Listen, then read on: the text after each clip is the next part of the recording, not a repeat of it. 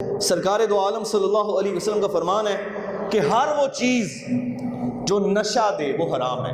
تو ایک بندے نے نا حضور سے سوال کیا، اور یہ وہ سوال ہے جو کئی دفعہ میرے سے بھی ہوا، آپ سے بھی اکثر لوگ پوچھتے ہوں گے۔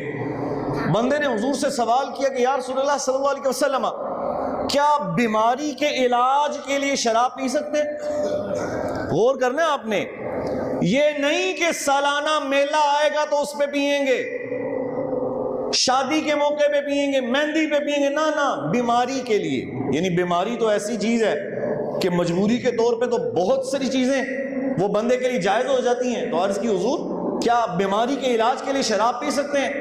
تو سرکار دو عالم صلی اللہ علیہ وسلم فرمانے لگے کہ شراب میں یعنی نشے میں اللہ نے شفا رکھی نہیں ہوئی۔ اچھا ہوتا کیا ہے؟ بظاہر ہم اپنے ماحول میں دیکھتے ہیں کہ اس قسم کے علاج کرنے والے لوگ سکون میں آ جاتے ہیں، ایسا ہے کہ نہیں؟ ہم اکثر ماحول میں دیکھتے ہیں اپنے، تو یاد رکھیے وہ سکون نہیں ہے، وہ صرف وقت گزاری ہے۔